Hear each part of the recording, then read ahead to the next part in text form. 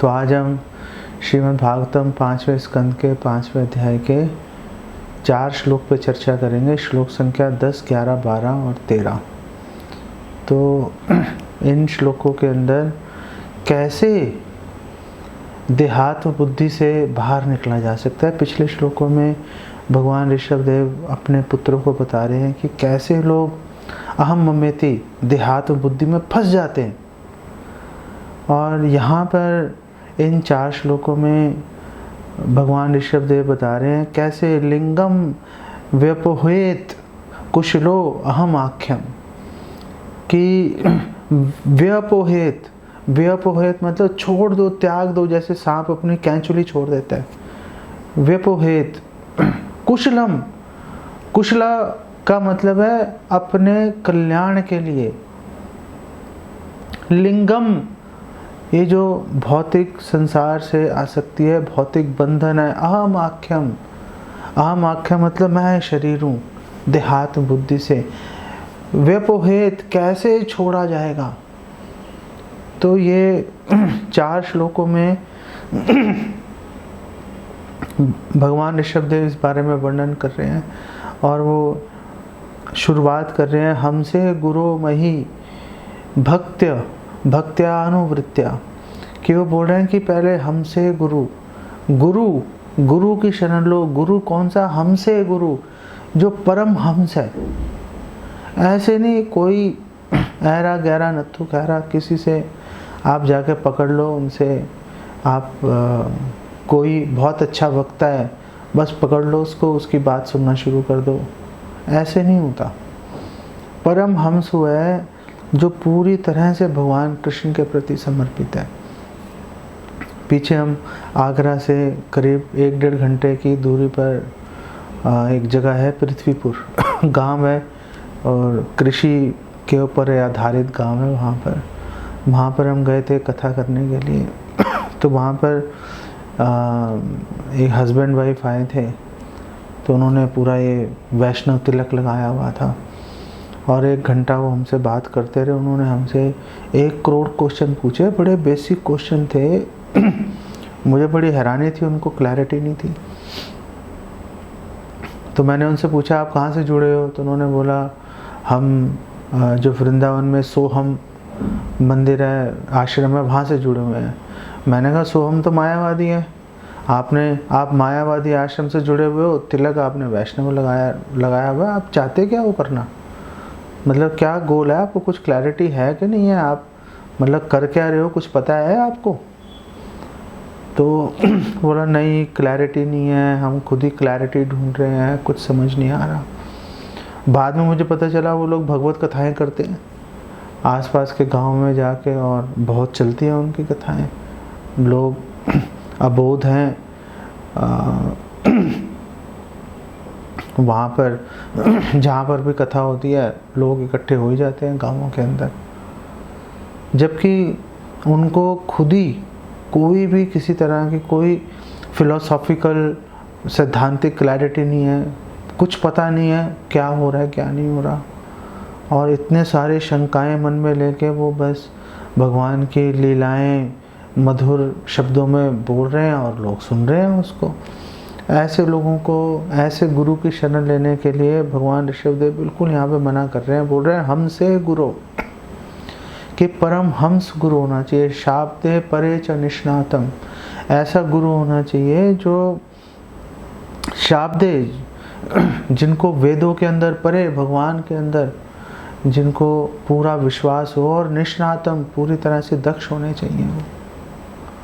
तो ऐसे गुरु की शरण लेने के माध्यम से मई भक्त्या, ऐसे गुरु की शरण लेकर मई भक्त्या, मेरी भक्ति में अनुवृत्त्या संलग्न हो जाओ। अनुवृत्त्या का मतलब है गुरु के आदेश के अनुसार, गुरु के आदेश के अनुसार। इतनी महत्वपूर्ण बात बोल रहे हैं। ये शुरुआत है बेसिकली भक्ति की, ये शुरुआत है। इसे पिछले श्लोकों में अगर आप देखोगे तो भगवान ऋषभदेव बोल रहे हैं कर्मानुबद्धो दृढ़ आश्लथेत। 5-5 में बोल रहे हैं कि जो ये कर्मों के इतनी जो इतना बंधन, इतनी अटैचमेंट आ सकती है, इसको त्याग देना चाहिए। हर व्यक्ति सुबह से लेकर शाम तक भाग रहा है, अंधों की तरह भागे जा रहा है, रात भर काम करता है। मैं कोलकाता में एक प्रोजेक्ट के लिए गया था 5-6 महीने, तो वहाँ पे एक पीएन था मुसलमान था। वो बार बार मेरे से ये पूछता रहता था, सर आपके लिए कुछ करूँ मैं, सर आपकी कुछ सेवा करूँ, सर आपकी कुछ सेवा करूँ। तो मैं उसको बोलता था, भाई मेरी सेवा करने की तेरे को कोई ज़रूरत नहीं है, मुझे चाहिए होगा मैं अपने आप बोलूँगा, अपना काम करता रहा चुप करके। एक दिन वो मुझे बता रहा था, मैंने उससे पूछा कहाँ रहता है तो उसने कहा जी यहाँ से बड़ी दूर रहता हूँ। अच्छा भाई बड़ी दूर है, मतलब कितनी दूर रहता है यहाँ से? कह रहा है जी मुझे 2.5 घंटे लगते हैं यहाँ से अपने घर पहुँचने में। 2.5 घंटे घर पहुँचने में लगते हैं, सुबह 2.5 घंटे आने में लगते हैं। सुबह 9 बजे तुमने पहुँचना है ऑफिस। 9 बजे ऑफिस पहुँचने के लिए तुम मतलब अपने घर से 6:30 बजे निकल लिए, 6:30 बजे नहीं निकले, ट्रेन पकड़नी है, ट्रेन 1 मिनट 10 सेकंड की देरी हुई, गायब हो गई ट्रेन। तो अब 15-20 मिनट बाद, आधे घंटे बाद ट्रेन मिलेगी, तब तक तुम्हारी नौकरी खतरे में आ जाएगी। तो 6:15 के करीब घर से निकलोगे आप, और पकड़ के आप 9 बजे ऑफिस आए, फिर यहाँ से 6:30, 7, 8 बजे कोई टाइम नहीं है वापसी का। आप निकले 11-12 बजे आप घर पहुँचे, खाना खाया, सो गए, फिर सुबह 5 बजे उठे, 6 बजे नहा धो के तैयार हुए, कुछ खाया, टिफ़िन लेके भागे। ये क्या लाइफ है, ये क्या लाइफ है? ये तो पागलपना हो गया ना। तो मैंने उसको बोला तो ऑफिस के पास कोई एक आधा कोई कमरा वमरा लेके किराए पे रह ले। उसने कहा जितनी सैलरी मिल रही है उसमें अब किराया, मतलब यहाँ पे जगह लूँ या मतलब रोटी खाऊं, दोनों में से एक काम ही हो सकता है। लोग फंसे हुए हैं, बिजी हैं लोग, कोई लोगों के पास में कोई विकल्प बेसिकली दिखाई नहीं दे रहा। नाइट शिफ्ट लगा रहे हैं, रात के 2-2 बजे तक काम करते हैं, सुबह 9 बजे फिर काम करना शुरू कर देते हैं। सिविलाइजेशन का श्रील प्रभुपाद बोल रहे हैं कि आधुनिक सिविलाइजेशन की निशानी बन गई है कि 24 घंटे काम होता है, तुम्हारे यहाँ नहीं होता, 24 घंटे काम नहीं होता। हाँ फिर तो बेकार है भाई, तो बेकार है। ये ऐसी जगह चाहिए जहाँ पर 24 घंटे काम हो। यूथ को एम्प्लॉयमेंट चाहिए, एम्प्लॉयमेंट अपॉर्चुनिटीज़ चाहिए यूथ को, और उनको लगा दो भैया कि चल तू शिफ्ट में उठा के काम करता रहे। प्रभुपाद कह रहे हैं इसको बोलते हैं उग्र कर्म। ये उग्र कर्म है, पहले कम हुआ करता था, अब बिल्कुल मतलब बेतहाशा बढ़ता चला जा रहा है। ये श्रील प्रभुपाद उदाहरण से समझाते हैं। श्रील प्रभुपाद बोलते हैं देखो, ट्रांसपोर्टेशन की, आने जाने के लिए यातायात की आवश्यकता सबको है। भागवतम में भी इसका वर्णन आ रहा है कि जब गोकुल में रह रहे थे तो बार बार कंस जो है अलग अलग राक्षसों को भेज रहा था भगवान कृष्ण पर आक्रमण करने के लिए। चलो वो मारे जा रहे थे, लेकिन नंद महाराज परेशान हो गए। उन्होंने बोला क्या है ये, यहाँ पे मतलब जगह के अंदर प्रॉब्लम तो नहीं है, यहाँ से कहीं और चलते हैं। तो उन्होंने अपने ब्रदर को बुलाया, उपनंद को, सबने बैठ के डिस्कस किया। उन्होंने कहा चलो भाई सामान उठाओ, किसी और जगह जाएंगे। सामान वहाँ से सबने उठाया, बैलगाड़ियों में लादा, 1 घंटे में पूरा गांव मूव हो गया वहाँ से। तो अब बैलगाड़ियाँ थी, बैलगाड़ियों में वो अपना निकल रहे थे वहाँ से, चलो भैया यहाँ से दूसरी जगह जाते हैं, बात ख़त्म हो गई। तो भगवान ने एक नेचुरल हमें यातायात के साधन दिए हैं, बैल दिए हैं, ऊँट दिए हैं, घोड़े दिए हैं, गधे दिए हैं, जो हम यातायात के लिए, खुद सवारी के लिए या सामान बोझा उठाने के लिए उनको यूज़ कर सकते हैं। लेकिन उग्र कर्मा क्या है? उग्र कर्मा है कि आपने बड़ी बड़ी फैक्ट्रियाँ लगा दी। अब जैसे मारुति की एक फैक्ट्री है, और वो मारुति की फैक्ट्री में कार बन रही है, लेकिन एक कार बनने में सपोज 20,000 अलग अलग पार्ट्स बन रहे हैं। अब वो 20,000 पार्ट्स के लिए अलग अलग बड़ी बड़ी फैक्ट्रियाँ जो हैं वो उन स्पेयर पार्ट्स को बना रही हैं। वहाँ पे दिन रात काम चल रहा है, वहाँ से दिन रात वो पार्ट्स बन बन के वो इधर मारुति की फैक्ट्री में आएंगे, फिर यहाँ पे दिन रात काम चलेगा, उन सारे पार्ट्स को आपस में जोड़ के गाड़ियाँ बनेंगी, फिर लाखों की संख्या में वो गाड़ियाँ इधर उधर भागेंगी, उससे पोल्यूशन बढ़ जाएगा। फिर लोग बोलेंगे पोल्यूशन बढ़ गया, ऑड इवन लगाओ जी, ये पाबंदियाँ लगाओ, 10 साल में गाड़ियाँ डिस्कार्ड कर दो, 15 साल में गाड़ियाँ डिस्कार्ड कर दो। इन सारे प्रकरण में वो जानवरों को क्या हुआ? वो जो जानवर, जो वो बैल था, जो ऊँट है, जो गधा है, घोड़े हैं, उनका क्या हुआ? अब उनकी उपयोगिता, यूटिलिटी खत्म हो गई, अब वो उपयोगी नहीं रहे। अब भाई अब तो इनकी जरूरत नहीं है, तो अब क्या करें? मार के खा जाओ। ये उग्र कर्म बेसिकली चल रहा है, ये उग्र कर्म चल रहा है। अगर आप सिंप्लिसिटी इंट्रोड्यूस करो कि चलो सरलता से रहना चाहिए, सादा जीवन उच्च विचार, कि आप लैंड पे और काऊ पर बेस्ड आप जीवन बिताओ, तो क्या होगा? लैंड और काऊ पे बेस्ड जीवन बिताने के लिए जैसे ही आप इसकी बात करोगे तो लीडर्स इकट्ठे हो जाएंगे, लोग इकट्ठे हो जाएंगे, वो बोलेंगे अरे अगर आपने सादा जीवन उच्च विचार का प्रिंसिपल आपने बोलना शुरू किया तो हम कहाँ जाएंगे भाई? हमारी फैक्ट्रियों का क्या होगा? हम बर्बाद हो जाएंगे। जैसे पीछे मैं एक ऑटो के पीछे बैनर लगा हुआ था, उसमें तंबाकू बनाने वाले जो फार्मर्स हैं वो बोल रहे थे कि आप प्लीज़ गवर्नमेंट से हमारे लिए आप लोग प्लीज़ उनको आप रिक्वेस्ट डालिए, हमारा वो सिग्नेचर अभियान है उस पर साइन कीजिए कि जो टोबैको इंडस्ट्री है वो आगे बढ़नी चाहिए। अरे भाई, टोबैको इंडस्ट्री मतलब तुम लोगों को कैंसर बांट रहे हो और कैंसर बांटने के पैसे ले रहे हो।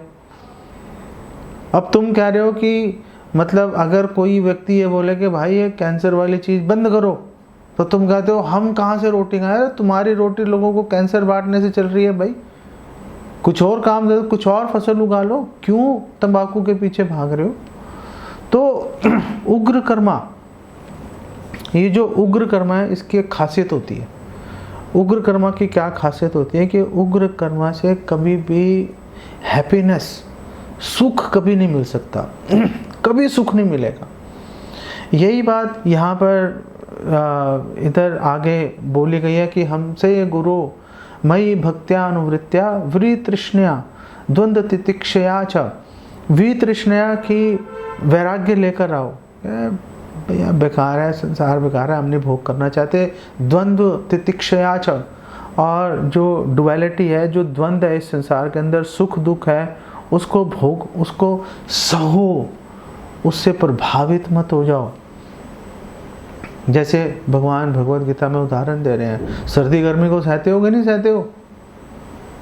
तो जैसे सर्दी गर्मी को सह रहे हो ऐसे सुख और दुख को सहो। मात्रा स्पर्शास्तु कौन्तेय शीतोष्ण सुख दुखदा आगम पाइनो नित्यस ताम स्थितिक्षस्व भारता। आगम ये आएंगे, अपाइना ये जाएंगे, अनित्या ये अनित्य है, टेम्परेरी है, नश्वर है। ताम स्थितिक्षस्व भारता, इसलिए अर्जुन इसको सहन करो। ये सुख दुख को, ये जो मान अपमान है, इसको सहन करके चलो। इसके पीछे अपना दिमाग खराब करने की ज़रूरत नहीं है आपको। आप अगर मान अपमान से प्रभावित होते रहोगे फिर तो जीवन चलाना बहुत मुश्किल हो जाएगा। अपना गोल, ये सारी चीज़ों से बाहर निकलने का एक ही तरीका होता है, उसके बारे में भी बात करेंगे। तो मान अपमान वगैरह से इससे इतना प्रभावित मत हो जाओ। जो भी चीज़ टेम्परेरी है, प्रिंसिपल क्या है, जो भी चीज़ टेम्परेरी है, चाहे वो सुख है चाहे दुख है, चाहे मान है चाहे अपमान है, पहला क्वेश्चन ये पूछो भाई टेम्परेरी है परमानेंट है? टेम्परेरी है, हटाओ भाई, हमें नहीं चाहिए। ये बहुत सुखद है, हमें नहीं चाहिए।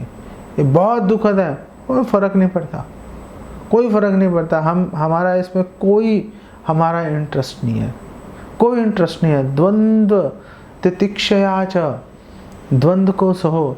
फिर आगे बता रहे हैं सर्वत्र जंतोर व्यसन अवगत्या, अवगत हो जाओ, जान लो।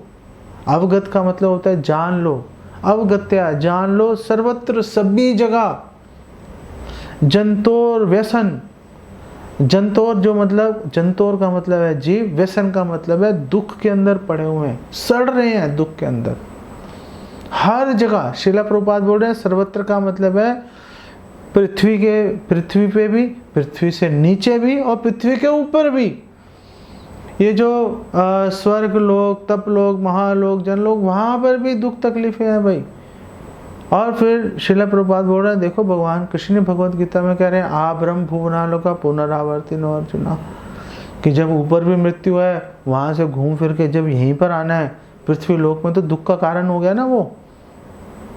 मान लिया आपने लाखों साल वहां पे रह लिए, सुख से रह लिए, लेकिन वहां पे भी प्रॉब्लम है, कंपटीशन है, एनवी है, ईर्ष्या कर रहे हैं लोग आपस के अंदर, तो मतलब वहां पर भी दुख के अंदर लोग पड़े हुए हैं। तो ये जो उग्र कर्म है, ये जो उग्र कर्म है जिसके अंदर लोग लगे हुए हैं और कोई बाहर निकालने की कोशिश करे तो उससे उसके अगेंस्ट लोग खड़े हो जाते हैं लड़ने के लिए। और तुमने ऐसा कैसे कह दिया, उग्र कर्मा को बंद करो, हमारी रोजी रोटी चल रही है भाई, इससे हमारी रोजी रोटी चल रही है, तो इसको नहीं बंद करने देंगे हम। अच्छा भाई लगे रहो भाई, 24 घंटों में 20 घंटे काम करते रहो, भगवान के बारे में कोई लेना देना नहीं। सर्वत्र जंतोर व्यसन अवगत्या। तो प्लीज जो भगवान ऋषभ देव कह रहे हैं अपने पुत्रों को, ये जानो कि जो जीव है सब जगह भौतिक संसार में कहीं भी रहेगा, हमेशा वो दुखी रहेगा। जिज्ञासया परम सत्य के बारे में जानकारी प्राप्त कर लो। तपसा इहा निवृत्त्या, और तपस्या करो, तपस्या करो। तपस्या क्या करो, श्रील प्रभुपाद एक्सप्लेन कर रहे हैं, तपस्या का मतलब डिवोटीज के लिए एकादशी कार्तिक व्रत का पालन करना है। हमारे लिए तपस्या का ये मतलब है, हमारे लिए तपस्या का मतलब है कि युक्ताहार विहारस्य, कि आप कम खाओ, जितना बिल्कुल मिनिमम बेर मिनिमम आवश्यक है उतना खाओ, कम सोओ। हमारे लिए यही तपस्या है, हमारे लिए यही तपस्या है। और बोला इहा निवृत्त्या, कि इहा निवृत्त्या का मतलब इंद्रिय तृप्ति के लिए प्रयास करना छोड़ दो, भगवान की सेवा में नियोजित हो जाओ, भगवान की सेवा में नियोजित हो जाओ। जो इहा निवृत्त्या इतना इम्पोर्टेंट है कि इससे पहले भगवान ने बोला था वितृष्णया, कि भोग से अपने मन को हटाओ।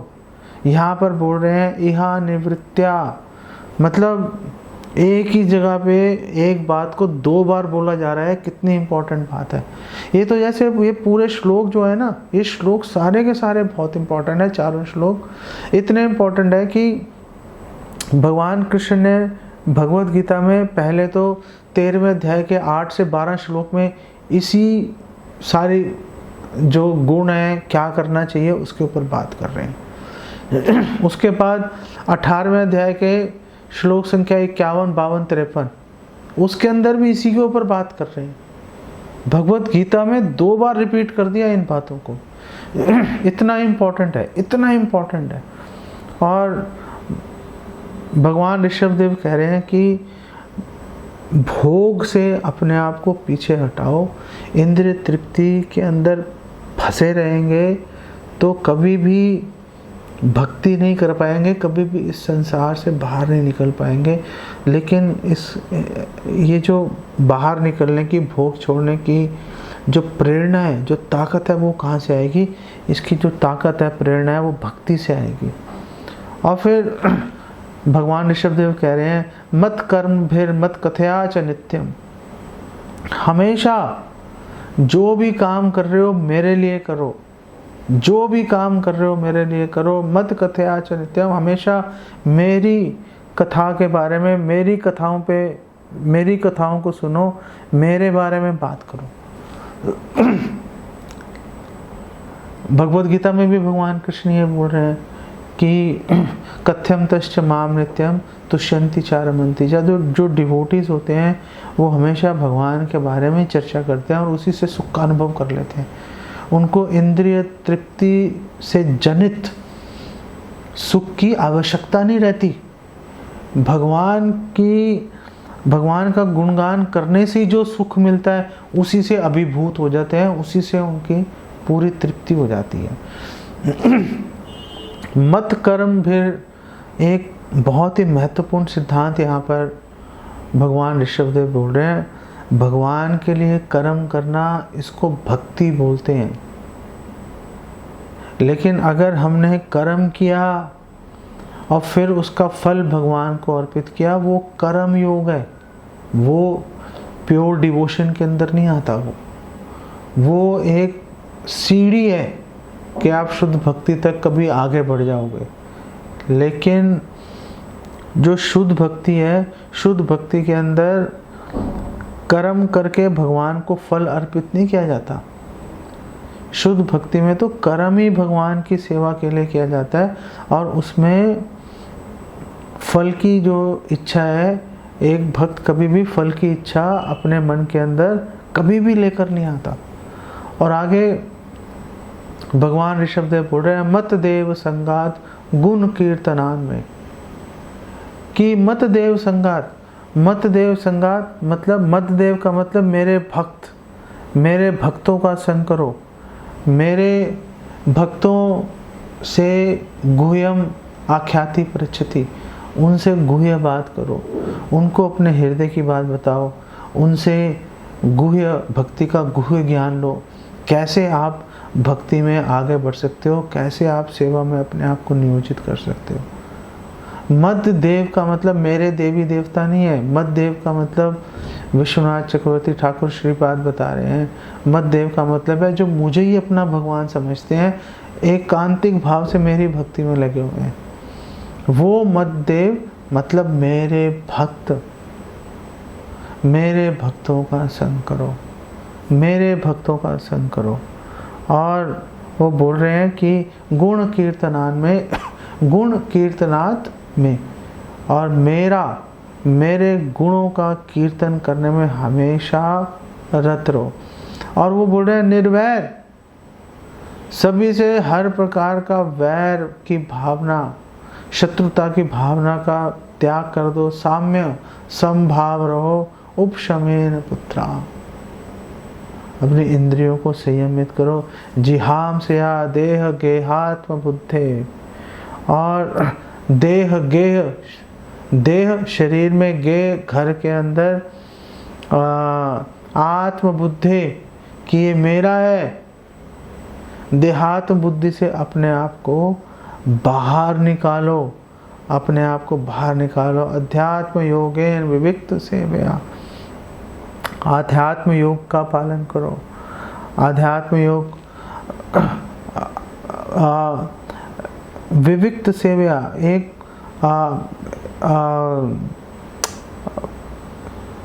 जिसे लोनली प्लेस, निर्जन स्थान पर, एकांत स्थान पर रहकर आप भक्ति करने का प्रयास करो। प्राणेन्द्रिय आत्मा अभिजयेन सत्रक, और अपनी इंद्रियों को आप वश में करने का प्रयास करो।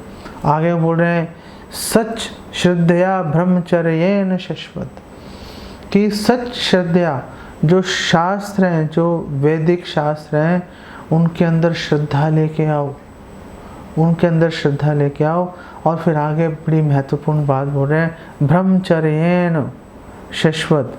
ब्रह्मचर्येन शश्वत का मतलब है कि हमेशा ब्रह्मचर्य का पालन करो। शश्वत का मतलब है शाश्वत रूप से, सदैव, कोई अपवाद, कोई एक्सेप्शंस नहीं है। इसका मतलब ये है कि आप किसी भी वर्ण में हो, किसी भी आश्रम में हो, ब्रह्मचर्य का पालन करना नितांत आवश्यक है। गृहस्थ जो भक्त हैं या भक्त नहीं है, फर्क नहीं पड़ता, ब्रह्मचर्य का पालन करना बहुत ही महत्वपूर्ण है। अपनी धर्म पत्नी का जो संग है वो भी केवल संतान की उत्पत्ति के लिए किया जा सकता है, अन्यथा नहीं किया जा सकता। पर स्त्री गमन की तो बात ही दूसरी है। वो तो जो पर स्त्री गमन करता है वो समझो अपनी माँ के साथ अनाचार कर रहा है। क्यों? क्योंकि चाणक्य पंडित कह रहे हैं मातृवत पर दारेशु, पर स्त्री को माँ के समान समझना चाहिए। ये जो ब्रह्मचर्य है ये बेस नींव है आदमी मनुष्य मानव बनने की। इसके ऊपर खड़े होकर फिर भक्ति के बारे में सोचा जा सकता है। वे विचार करते हुए कभी भक्ति जो है वो संभव नहीं है, कभी भक्ति संभव नहीं है। और श्रील प्रभुपाद बोल रहे हैं जो व्यभिचार है, अवैध संबंध है, वो भक्ति के सिद्धांतों के विरुद्ध है और आपके आध्यात्मिक चेतना को कुंठित करेंगे, वो आध्यात्मिक चेतना को खराब कर देंगे वो। और आगे बोल रहे हैं असंप्रमादेन यमेन वाचम। प्रमाद का मतलब होता है उल्टे सीधे काम करना। असंप्रमादेन का मतलब है उल्टे सीधे उच्छृंखल स्वच्छंद व्यवहार मत करो। यमेन, यम अपने इंद्रियों को संयमित करो।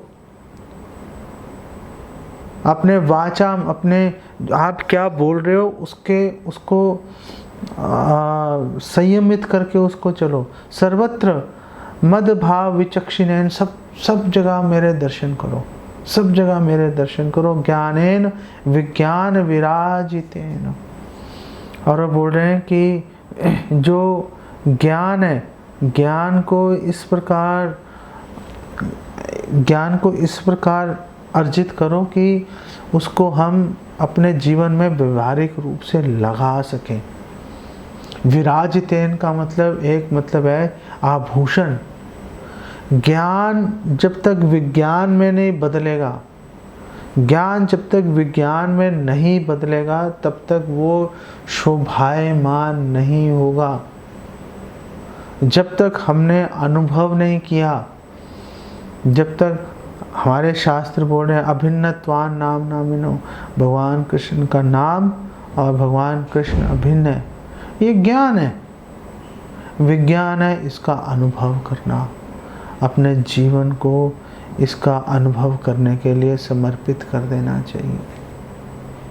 जब तक हमने ज्ञान को विज्ञान में हम नहीं बदलेंगे तब तक ये जैसे एक आभूषण शोभा बढ़ाता है किसी व्यक्ति की, ऐसे ही जब तक हमने आध्यात्मिक ज्ञान को विज्ञान में नहीं बदला तब तक कभी हमारी शोभा नहीं बढ़ाएगा। ये हम ऐसे लटक पटक के जैसे कोई फटे पुराने वस्त्रों में जी रहा है, ऐसी हालत हो जाएगी हमारी। जैसे ही अनुभव आएगा वैसे ही शोभायमान हो जाएंगे। जैसे गर्भवती स्त्री है, गर्भवती स्त्री जो होती है सबके द्वारा वंदनीय होती है। गर्भवती स्त्री कहीं भी जाएगी उसको पूरा रिस्पेक्ट उसको दी जाएगी। लेकिन अगर कोई स्त्री गर्भवती है लेकिन उल्टा है तो उसको गर्भवती होने पर भी उसको शोभा नहीं मिलेगी। इस प्रकार वो जो शुरुआत कही थी कि हमसे गुरु, अगर प्रमाणिक गुरु की शरण नहीं ली, इधर उधर से इकट्ठा कर लिया ज्ञान, कोई इधर से पकड़ लिया, कुछ उधर से पकड़ लिया, कुछ इससे सुन लिया, कुछ उससे सुन लिया, एक सिस्टमैटिक तरीके से एक गुरु परंपरा के अंतर्गत रहकर अगर ज्ञान अर्जित नहीं किया तो वो मिल जाएगा, अगर सुपर पहले तो मिलेगा नहीं, क्योंकि कन्फ्यूजन्स आ जाएंगे, बहुत सारे विरोधाभास आ जाएंगे। लेकिन आ भी गए तो भी शोभायमान नहीं होंगे। वो बोलेंगे ये जो तुम्हारे घर में बच्चा है इसका पिता कौन है? अब गुरु ही नहीं है, कैसे बोले पिता कौन है? बोल ही नहीं सकते, तो शोभा नहीं मिलेगी। ऐसे ही अगर हमने ज्ञान लिया और वो ज्ञान अगर हमने गुरु परंपरा से, प्रामाणिक परंपरा से नहीं लिया तो शोभायमान नहीं होगा। फिर वो ज्ञान विज्ञान में नहीं बदलेगा, तो भी शोभायमान नहीं होगा। जो भगवद गीता का ज्ञान है, भागवतम का ज्ञान है, रामायण, महाभारत, ये सारे विज्ञान है। या तो स्वयं भगवान बोल रहे हैं, भगवान को तो पता ही है, देहिनोऽस्मिन् यथा देहे कौमारं यौवनं जरा। भगवान को तो पता ही है कि जो आत्मा है वो एक बच्चे के शरीर से जवान से बुढ़ापे में जो आत्मा वही ट्रैवल कर रही है, वही आत्मा यात्रा कर रही है। भगवान को पता है, भगवान के लिए विज्ञान है, भगवान को सारी चीज़ें क्लियर है। जो भगवान के शुद्ध भक्त हैं, जैसे व्यासदेव हैं, वो तो चलो स्वयं वो भगवान के शक्तावेश अवतार हैं। प्रहलाद महाराज, ध्रुव महाराज, नारद जी, ये सब अनुभव जनित ज्ञान, रियलाइज्ड नॉलेज, विज्ञान जो है, ये विज्ञान की बात कर रहे हैं। लेकिन अब क्या है कि जैसे भक्तिविनोद ठाकुर है, नरोत्तम दास ठाकुर हैं, भक्ति सिद्धांत सरस्वती ठाकुर हैं, श्रील प्रभुपाद, ये विज्ञान की बात कर रहे हैं। ये जो भी बोल रहे हैं विज्ञान है, लेकिन उनका विज्ञान हमारे लिए ज्ञान है। उनको तो अनुभव है, उन्होंने तो रियलाइज कर रखा है, उन्होंने तो उसका अनुभव कर लिया। भगवान की कृपा से भक्ति करके, भगवान की सेवा से उनको रियलाइज्ड है ये नॉलेज। लेकिन उनका अनुभव ऐसा नहीं है कि उनका अनुभव जो है, क्योंकि एक अनुभवी भक्त ने, जो विज्ञानी भक्त है, क्योंकि उससे हमने नॉलेज ली तो वो स्वतः ऑटोमेटिकली अनुभव में बदल जाएगा, ऐसा नहीं होता। ऐसा नहीं होता। जो अनुभवी भक्तों से हमें जो भी नॉलेज मिलेगी वो ज्ञान के लेवल पर हमारे पास आएगी, वो नॉलेज ज्ञान के लेवल पर आएगी। अब उस ज्ञान को विज्ञान में बदलना वो हमारा काम है, वो हमारा काम है। जब तक हम ज्ञान को विज्ञान में नहीं बदलेंगे, और ज्ञान को विज्ञान में कैसे बदलेंगे? प्रैक्टिकली अप्लाई कर कर हम उसे व्यवहारिक अपने प्रयोग में लाएंगे। रोज़ 24 घंटे हम शाश्वत नित्य हम उसको अप्लाई करेंगे अपने जीवन में, वो ज्ञान विज्ञान के अंदर बदल जाएगा। और श्रील प्रभुपाद एक बहुत महत्वपूर्ण बात बोल रहे हैं। श्रील प्रभुपाद बोल रहे हैं, जब तक ज्ञान विज्ञान में नहीं बदलेगा तब तक आप कभी भी भौतिक बंधन से बाहर निकल नहीं सकते। क्योंकि जब तक ज्ञान विज्ञान में नहीं बदलता तब तक मन में शंका बनी रहती है। हमारा मन हमेशा शंका से घिरा रहेगा, पता नहीं होगा या नहीं होगा, पता नहीं सही भी है कि नहीं है, पता नहीं हम जो कर रहे हैं ठीक है कि नहीं ठीक है। जब तक अनुभव नहीं मिलेगा, जब तक उसको हम रियलाइज नहीं कर लेंगे, अपनी संपत्ति नहीं बना लेंगे, तब तक हम कभी भी जो है इस ज्ञान को, इससे हम कभी भी जो है हम भौतिक बंधन से, भौतिक आसक्ति से हम कभी भी बाहर नहीं निकल सकते, कभी भी बाहर नहीं निकल सकते। यहाँ पे श्री मध्वाचार्य एक्सप्लेन कर रहे हैं, मध्वाचार्य बोल रहे हैं कि इन चारों श्लोकों में 2 बातें आ रही हैं। पूरा समरी क्या है, एक बार श्लोकों को फिनिश कर दें। बोल रहा, ज्ञानेन विज्ञान विराजितेन योगेन धृति उद्यम सत्वयुक्तो लिंगम व्यपोहेत कुशलो अहम आख्यम। और वो बोल रहे हैं कि आप अपनी जो आपका नियत कर्म है उसको निर्वाह करो, कोई इधर उधर की फालतू की ग्राम्य कथा के अंदर कभी मत डूबो, और हमेशा भगवान के बारे में सोचते रहो, और हमेशा जो प्रामाणिक स्रोत है उसी से ज्ञान को प्राप्त करो। तो जाके आप अहंकार से, अहम आख्यम, ये जो अहंकार है, जो लिंगम, जो भौतिक आसक्ति है, भव बंधन है, उससे तब जाके हम छूट पाएंगे। नहीं तो इससे छूटना, इससे बाहर निकलना असंभव है, इम्पॉसिबल है, नहीं हो सकता। तो श्रील मध्वाचार्य बोल रहे हैं कि ये जो चारों श्लोक हैं कि दो कंक्लूजन है। पहली बात है कि इंद्र तृप्ति की इच्छा से काम मत करो। इंद्र तृप्ति की इच्छा से काम मत करो का मतलब क्या है कि आप निष्काम बन जाइए। आप निष्काम बन जाइए। तो निष्काम कैसे बन जाए? जब आत्मा का स्वभाव है सुख की तलाश करना, तो फिर निष्काम कैसे बन जाए? तो श्रील मध्वाचार्य एक्सप्लेन कर रहे हैं कि निष्काम का मतलब है, डिजायरलेस बनने का मतलब है, इंद्र तृप्ति को छोड़ने का मतलब है कि आप शरीर को सुख देने के लिए काम मत करो, आत्मा को सुख देने के लिए काम करो। जब आप आत्मा को सुख देने के लिए काम करोगे, जब आप आत्मा के स्तर पे आने की बात करोगे, तो फिर भगवान से अपने आप कनेक्शन आ जाएगा। हम बीजा प्रदा पिता, तो भगवान अपने आप पिक्चर में आ जाएंगे। जैसे हम आत्मा के स्तर पे बात करेंगे तो हमें तुरंत पता चल जाएगा जीवेर स्वरूप होए कृष्णेर नित्यदास। तो हमें समझ में आ जाएगा आत्मा को सुख मिलेगा भगवान को संतुष्ट करने से। तब कोई भी समझदार आदमी होगा वो भगवान कृष्ण की सेवा में, भगवान राम की सेवा में अपनी पूरी ऊर्जा लगा देगा। आत्मा जिनका एक बहुत ही क्षुद्र अणु अंश है, जिनका भगवान संतुष्ट हो गए, भगवान संतुष्ट हो गए तो सभी लोग संतुष्ट हो जाएंगे, सभी संतुष्ट हो जाएंगे। ये बात, इस बात को बोलते हैं, आत्मा के स्तर पे कार्य करने को बोलते हैं निष्काम कार्य करना। आत्मा को संतुष्ट करने के लिए कार्य करो।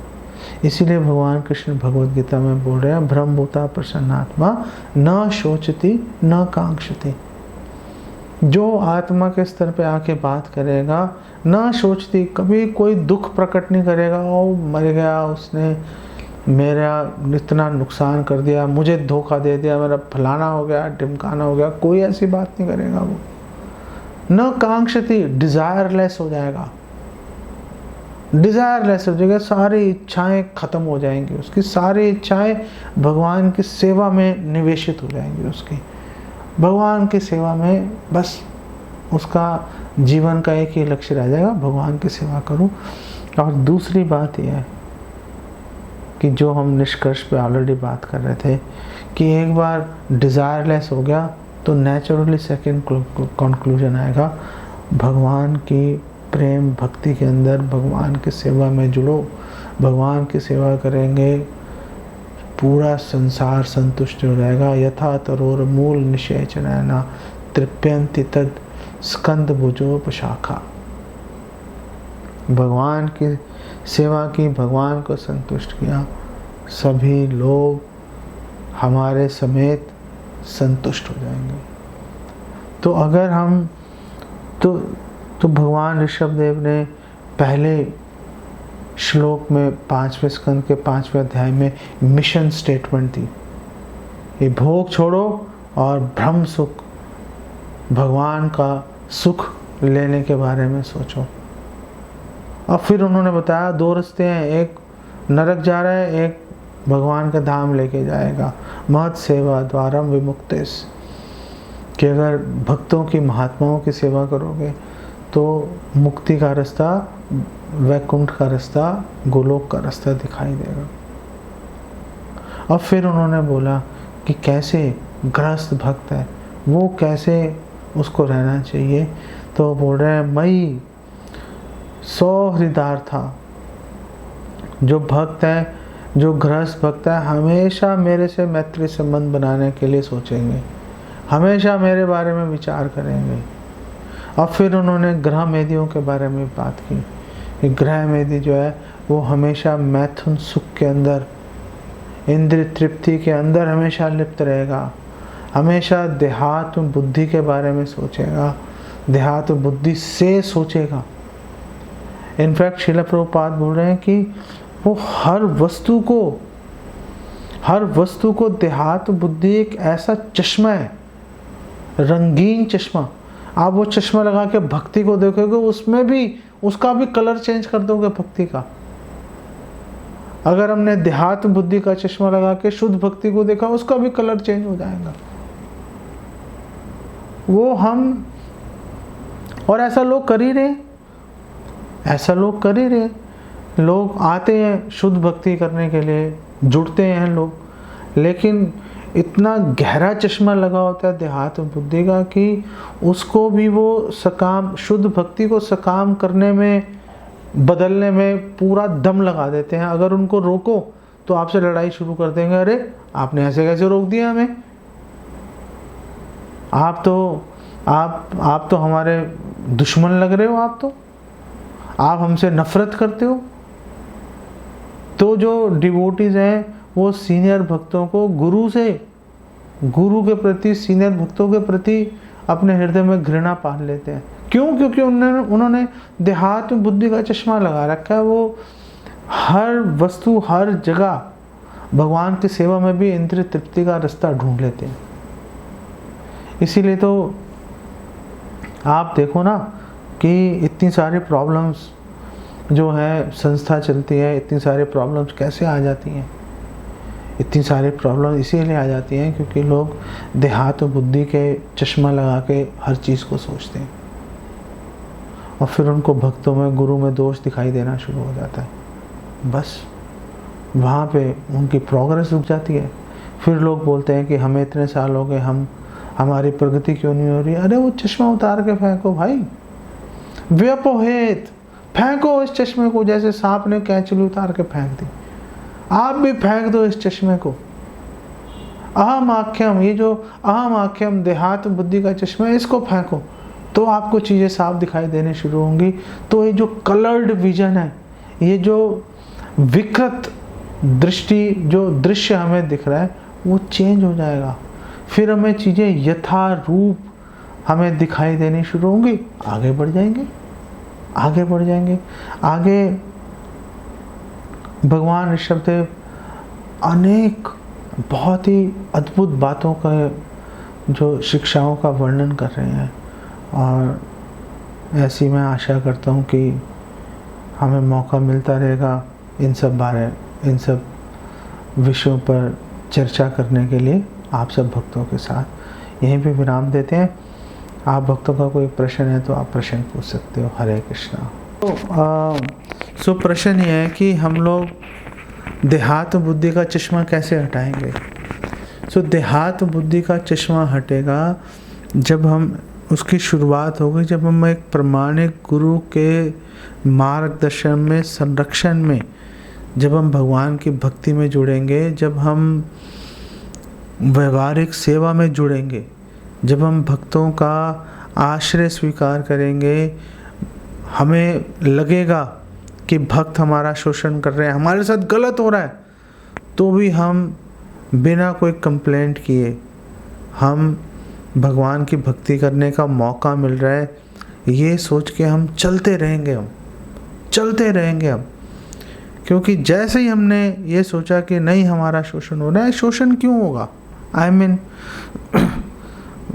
जो भक्त हैं उन्होंने इतने अपने काम धंधे छोड़ दिए, बड़ी बड़ी जॉब छोड़ दी, भगवान की सेवा के लिए आ गए, भक्ति में लोगों की हेल्प कर रहे हैं, वो क्यों शोषण करेंगे? क्यों आपको गलत मार्गदर्शन देंगे? हम लोग, क्योंकि हमारे विचार शुद्ध नहीं होते, इसलिए हम सोचते हैं कि हमारे साथ गलत हो रहा है। लेकिन भरोसा रखना चाहिए। आप बस ये देखते रहो कि शास्त्रों के विरुद्ध काम नहीं हो रहा, तो चलता रहेगा काम। जैसे एक जगह पर हम प्रीचिंग करने जाते हैं, वहाँ पर कुछ डिवोटीज़ हैं, ब्रह्मचारी, उन्होंने कुत्ता पाला हुआ है। अब कुत्ता पालना हमारे किसी आचार्य ने रिकमेंड नहीं किया, प्रभुपाद ने रिकमेंड नहीं किया, किसी ने रिकमेंड नहीं किया, उन्होंने पाल के रखा है। अब वो शास्त्र के विरुद्ध कार्य हो गया। तो फिर ऐसे भक्तों का संग जो है वो छोड़ना ठीक रहता है। अदरवाइज देहात बुद्धि से बाहर निकलना है तो इंद्रिय तृप्ति की इच्छाओं को छोड़ो और भक्तों के मार्गदर्शन में व्यवहारिक सेवा में जुड़ो, तो बात बनती है। ओके, ये जो चारों श्लोक हैं ये देहात बुद्धि से बाहर निकलने के लिए है। पूरा जो ये चैप्टर है ये व्यवहारिक रूप से करना क्या है उसी के ऊपर बात हो रही है। ओके प्रभु जी, जैसे हमने अभी भक्ति स्टार्ट की प्रभु जी, तो हम अभी इनिशियल स्टेज ही है, बहुत अर्ली स्टेज है। तो प्रभु जी आप मुझे ना अपने बहुत दोष दिखते हैं प्रभु जी। तो जैसे कि मतलब कि मुझे समझ आती है चीजें कि पहले नहीं पता लगता था इतना, तो अब मुझे समझ आता है कि बहुत अहंकार है, बहुत मतलब काम वासना है, बहुत प्रॉब्लम्स है। तो मतलब अब समझ आने लगी प्रभु जी। बट मैं ज़्यादा फाइट नहीं कर पाता, मतलब थोड़ा फाइट करता हूँ तो मुझे बहुत अच्छा लगता है। जैसे कि तो जैसे उनसे मैं मतलब थोड़ा फाइट करता हूँ ना उन चीज़ों को हटाने का, तो मुझे फिर तो थोड़ा मतलब क्या थोड़ा अच्छा लगता है कि मतलब भगवान देखो मैं फाइट कर रहा हूँ, बट मतलब मैं ज़्यादा कर नहीं पा रहा हूँ, मतलब इससे ज़्यादा अपने माइंड को किस चीज़ को। तो मुझे अब तो ऐसे चल रहे हैं, फाइटिंग थोड़ा चलता है, स्पिरिट चलता है, फाइटिंग स्पिरिट। तो मुझे दोस्तों चलो भगवान थोड़ा लड़के तो हारा, एटलीस्ट फाइट तो की। तो पता है कि अपने दोष देख लेना ये भी बहुत बड़ी बात होती है। जैसे अर्जुन जब भगवान कृष्ण से बात कर रहा था तो अर्जुन ही बोलता जा रहा था, भगवान कृष्ण चुप खड़े हैं, अर्जुन ही कह रहा था ऐसा हो जाएगा वैसा हो जाएगा, मैं ऐसा करता हूँ, मैं ये नहीं करूँगा। तो फिर भगवान कृष्ण ने अर्जुन को बोला कि देखो तुम बात तो पंडितों की तरह कर रहे हो, तुम तो अपने आप को पंडित समझ रहे हो, लेकिन तुम हो बेसिकली मूर्ख, क्योंकि तुम ऐसी चीज़ के लिए शोक कर रहे हो जिसके लिए नानु शोचंती पंडिता, जिसके लिए जो समझदार आदमी है वो शोक नहीं करता। अर्जुन को वो बात क्लिक कर गई, हिट कर गई अर्जुन को वो बात। तो अर्जुन ने बोला मैं समझ गया, मैं अपनी भलाई के बारे में खुद सोच नहीं पा रहा। तो अर्जुन ने बोला शिष्यस्ते हम शादी माम त्वाम प्रपन्नम, कि मैं आपका शिष्य बनना चाहता हूँ, हे कृष्णा आप प्लीज़ मुझे अपना शिष्य स्वीकार कीजिए, मुझे नॉलेज दीजिए, मुझे बताइए मेरे लिए क्या ठीक है। तो जो पहली सीढ़ी होती है ना, पहली सीढ़ी यही होती है कि हमें नॉलेज नहीं है, हमारे में बहुत सारी कमियां हैं, तो हमें किसी का मार्गदर्शन लेना चाहिए। ये पहली स्टेज, पहली सीढ़ी पे आते ही बस आप समझो कि आपकी आध्यात्मिक उन्नति का रास्ता खुल जाएगा। जब तक हम ये नहीं मानेंगे कि हमारे में कमियां हैं या हमारे में अकल कम है, तब तक हम किसी और से मार्गदर्शन क्यों लेंगे, तब तक हम किसी के सामने क्यों झुकेंगे। हम झुक ही नहीं सकते, कभी नहीं झुकेंगे। हम झुकने के लिए हमें एटलीस्ट ये अपने में हमें कन्विंस होना चाहिए कि हमारे में कमी है और वो कमी को दूर करने के लिए हमें किसी की हेल्प लगेगी हमें, तो आगे बढ़ जाता है। जिस भक्त ने अपनी कमी देखी वो आगे बढ़ गया। ओके, तो अच्छी बात है, आपने कमी देख ली, कमी देख ली, वो कमी रहेगी नहीं, ख़त्म हो जाएगी। सबसे भक्ति की अच्छी बात ये होती है, जो कमी आपने देख ली वो कमी अब आपके ऊपर रह नहीं सकती, वो हट के रहेगी वो कमी। ओके, मुझे ऐसा लगता है जो भक्ति है ना प्रभु जी, मुझे ना बहुत मुश्किल लगती है प्रभु जी। मेरे को सोचते हैं भगवान कृपा से आ गया, दीक्षा हो गई, तो मतलब वैसे ना मुझे ना लगता है कि बहुत मतलब बीच में ऐसा लगती है जैसे मन भागता है चैंटिंग में, और एक बार गुस्सा भी कर जाता, मतलब बहुत सारे मतलब मैं सोचता हूँ कि ये तो बहुत ही मुश्किल टास्क है एक तरह से। मुझे बीच में लगता है ऐसा, और मुश्किल लगती है, कई बार इजी लगती है, कई बार बहुत मुश्किल लगती है प्रभु जी। दोनों चीज़ साथ ही चलती रहती है। तो कई बार भक्ति इजी लगती है, कई बार मुश्किल लगती है, कई बार लगता है बहुत सारी प्रॉब्लम्स हैं। तो शिला प्रभुपाद एक्सप्लेन करते हैं कि जब आप किसी घर में घुसो, वो बंद पड़ा था घर कई दिनों से, तो आपको लगेगा कि हाँ यार साफ़ है, लेकिन जब आप झाड़ू लगाने लगोगे तो अचानक बहुत सारी धूल उड़नी शुरू हो जाएगी। तो फिर मन में एक विचार ये आता है, यार ये तो पहले ही ठीक था, कम से कम धूल तो नहीं उड़ रही थी, आराम से बैठे हुए थे। अबे झाड़ू लगाया, सारी जगह धूल उड़ रहे हैं, सांस लेना मुश्किल हो रहा है, आंखों में धूल घुस गई, कपड़े गंदे हो गए, तो मुश्किल लगता है। लेकिन अगर जो काम शुरू किया अनर्थ निवृत्ति का, धूल को बाहर निकालने का, अगर वो लगे रहेंगे तो धीरे धीरे वो धूल जो है जब पूरी तरह से बाहर निकल जाएगी तो फिर लगेगा ओ यार वर्थ थी।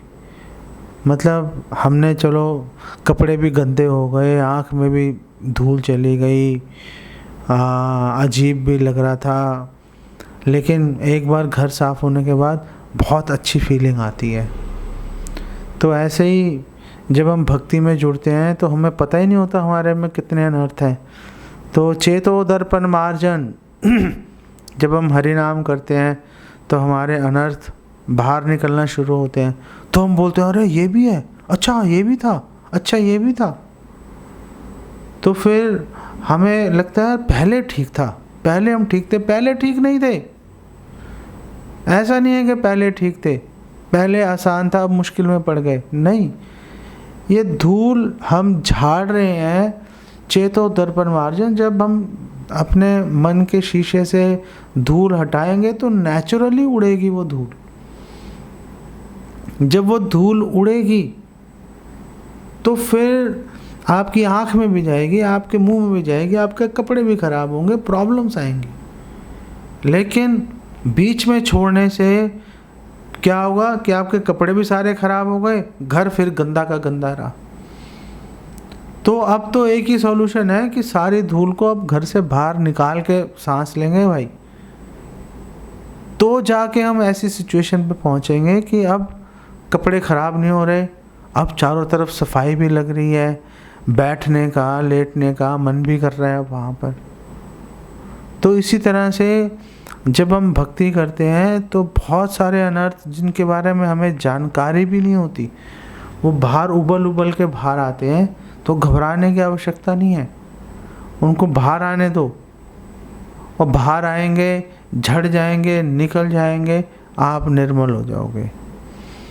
बीच में छोड़ा अगर एकदम से घबरा कर या परेशान होकर, तो बहुत बड़ी प्रॉब्लम है, तो बहुत बड़ी प्रॉब्लम है। फिर समझो कि हम ना इधर करे ना उधर करे, जूते भी खा लिए, प्याज भी खा लिए। वो कहानी है ना कि एक आदमी चोरी करता हुआ पकड़ा गया, तो राजा के पास ले गए। राजा ने बोला कि 100 जूते खाएगा, 100 प्याज खाएगा।